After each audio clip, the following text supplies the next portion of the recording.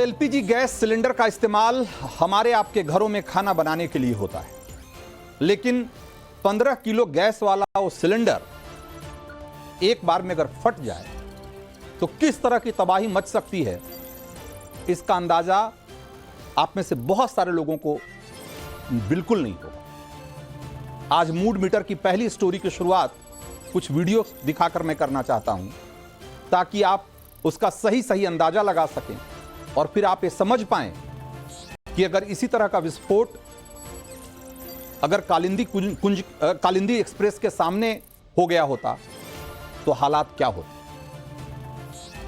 ये इसी साल 19 जनवरी का वीडियो जो अभी आपकी स्क्रीन पे है, जब यूपी में लखनऊ गोंडा हाईवे पर एलपीजी सिलेंडर से भरा हुआ ट्रक जिसमें आग लग गई और उसके बाद धमाकों से पूरा इलाका दहल गया।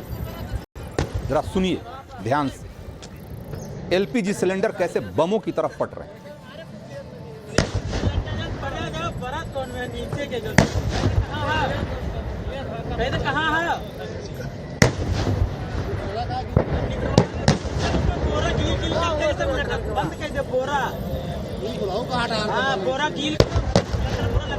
तो ये तो लखनऊ के पास की घटना है।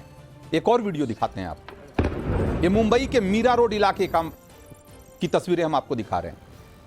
यहां 8 फरवरी 2021 की रात पूरा इलाका धमाकों से गूंज उठा और आसमान में उठते आग के शोलों से पूरा दहल उठा। ये वीडियो एक बार की यूक्रेन पर रूस के हमले की याद दिला रहा था, जहां मिसाइल अटैक से रात के अंधेरे में आसमान इसी तरीके धमाकों के साथ आग के शोलों से लहक उठता था। मुंबई का आसमान भी उसी तरह एलपीजी सिलेंडर के धमाके से दहक रहा था उस रात। हम आपको तस्वीरें दिखा रहे हैं, देखिए जरा गौर से।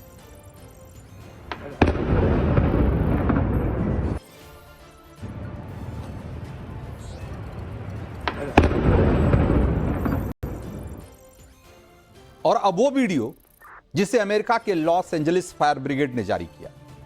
ये तारीख 15 फरवरी 2024 की ड्रोन से ली गई इस तस्वीर को जरा देखिए।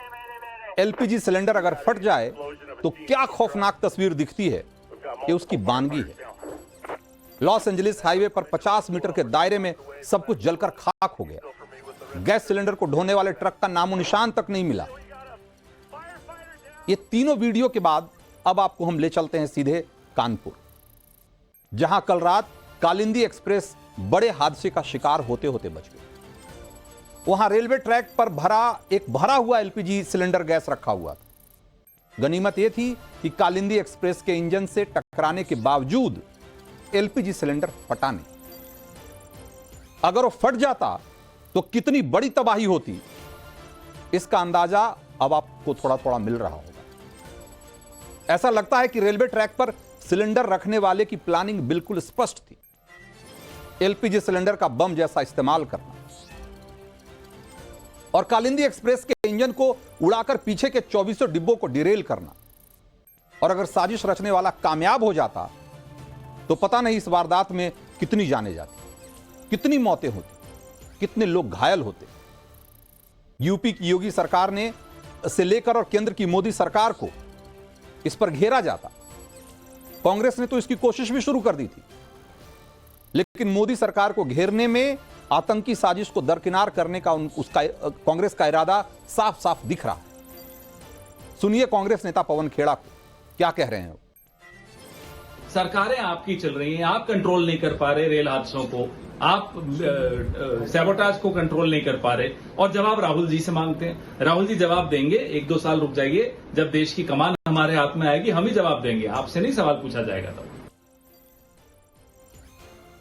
तो ट्रेन को डिरेल करने की आतंकी साजिश में भी कांग्रेस कैसे सत्ता समीकरण ढूंढ ले रही, कैसी ऐसी वारदातों की निंदा की जगह केंद्र में अपनी सरकार बनाने के सपने बुनने लग रही है।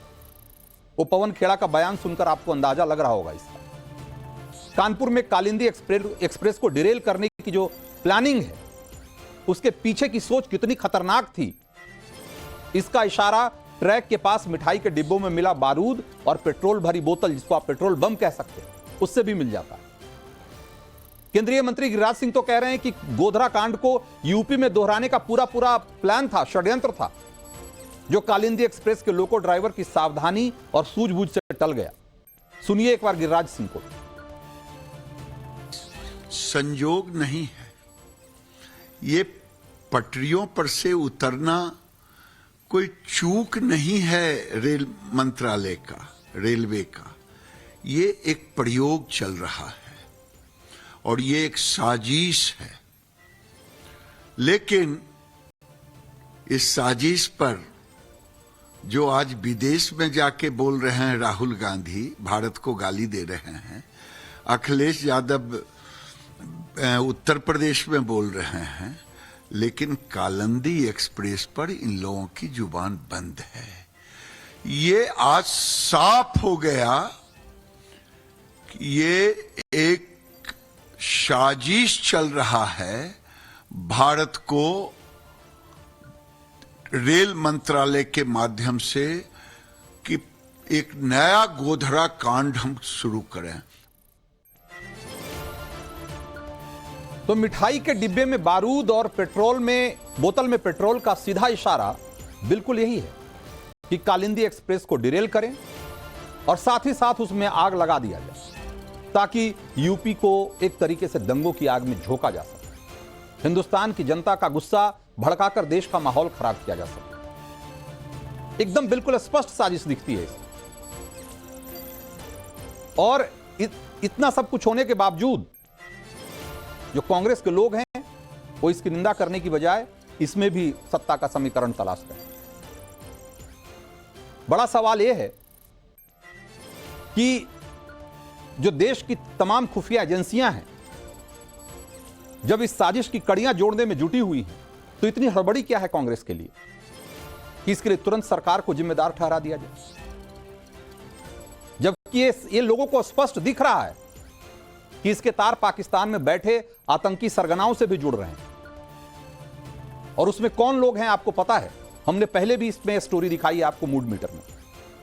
और इसमें सबसे बड़ा नाम है आतंकी फरहतुल्लाह का, जो साल 2002 में गुजरात में अक्षरधाम के हमले के बाद हिंदुस्तान से फरार है। 2005 में हैदराबाद में जो ब्लास्ट हुआ था उसमें भी इसका हाथ बताया जा रहा है।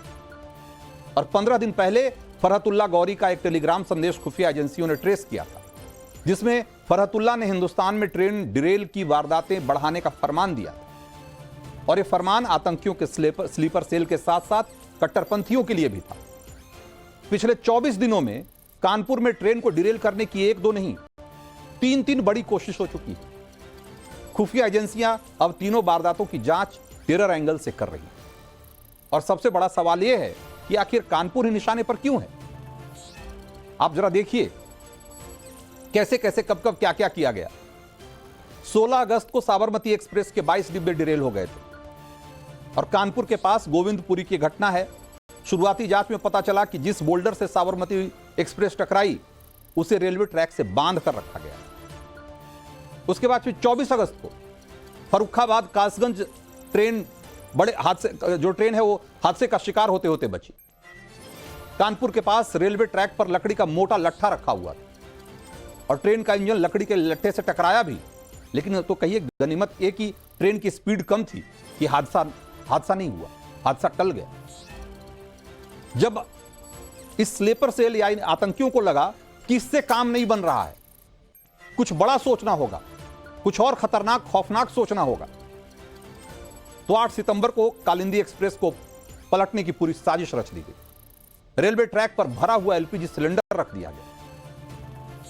कानपुर के अनवरगंज और कासगंज रूट पे साजिश रची गई। और ये भी गनीमत थी, ये भी कहिए कि सौभाग्य, उसमें जो सफर कर रहे थे उनकी किस्मत थी कि ये हादसे का शिकार नहीं हुई ट्रेन। कालिंदी एक्सप्रेस से जुड़ी साजिश की जांच के लिए एटीएस और आईबी की टीमें कानपुर में डेरा डाले हुए। कानपुर पुलिस कमिश्नर ने पुलिस की 6 टीमें बनाई हैं। सर्विलांस टीम और स्वाट टीम ने के अलावा वहां पर एसीपी के नेतृत्व में लोकल इंटेलिजेंस यूनिट भी काम कर रही है। और अब तक 10 संदिग्धों को पकड़ा भी जा चुका है। और हम आपको तस्वीरों में आप दिखा रहे हैं कि जहां गैस सिलेंडर ट्रैक पर रखा गया है वहां रेलवे ट्रैक से 4-5 मीटर की दूरी पर एक सड़क गुजरती है और रेलवे ट्रैक एकदम खुला हुआ है, यानी कि वहां कोई घेराबंदी नहीं है। ज्यादातर हिंदुस्तान में रेलवे ट्रैक इसी तरीके से है, कोई रेलवे ट्रैक के किनारे किनारे बाड़बंदी थोड़ी की गई है कि वहां जाने और आने में रोक है, लेकिन बगल में रोड है यानी कि वहां से कोई भी एक पल में उतर के रेलवे ट्रैक पे जा सकता है और ट्रैक पे कुछ भी रख के वापस आ सकता है और सड़क के रास्ते भाग सकता है। सवाल यह है कि इस रूट पर मतलब अगर सीसीटीवी अगर आप चाहें भी तो कहां लगाएंगे, कहां लगाएंगे? देश में 60,000 70,000 किलोमीटर का रेल नेटवर्क है, आप चाह के भी सब जगह सीसीटीवी नहीं लगा सकते। लेकिन लगातार ये 3-3 वारदातें कानपुर रेलवे रूट पर हुआ। ऐसे में जरूरी है कि इस रेलवे ट्रैक की सुरक्षा को लेकर के ज्यादा सावधानी बरती जाए और एलपीजी सिलेंडर को बम की तरह इस्तेमाल करने की साजिश रची जा रही है और इसी ट्रैक पे बार बार ट्रेन को डिरेल करने की घटनाएं हो रही है। और खास करके तब जब हमें पता है कि पाकिस्तान की खुफिया एजेंसी आईएसआई से लेकर और आईएसआईएस के जो टेरर मॉड्यूल हैं वो सब जुड़े हुए हैं और सबकी कोशिश यही है कि किसी तरीके से एक बड़ी घटना को अंजाम दिया जाए। अभी 9 अगस्त को दिल्ली में आईएसआई का आतंकी रिजवान अली गिरफ्तार हुआ था। वो भी दिल्ली को धमाकों से दहलाना चाहता था और एनआईए की जांच में पता चला कि रिजवान फरहतुल्ला से सीधे सीधे संपर्क में था। वही फरहतुल्ला जो ये कह रहा है, पैगाम दे रहा है सारे स्लीपर सेल को कि हिंदुस्तान में जितने ज्यादा हो सके ट्रेन को निशाना बनाओ, उन्हें डिरेल करो। आईएसआईएस के पुणे मॉड्यूल के खुलासे के बाद वो दिल्ली में एकदम नए मॉड्यूल की तैयारी में जुटा हुआ था और हाल ही में दिल्ली, राजस्थान और यूपी से आईएसआईएस के 14 संदिग्ध आतंकियों की गिरफ्तारी हुई। ट्रेन डिरेल करने की साजिशों को लेकर उनसे पूछताछ हो रही है और मुमकिन है कि आने वाले दिनों में कुछ बड़ा खुलासा हो जाए। लेकिन एक बात जो यहां पर बिल्कुल स्पष्ट है कि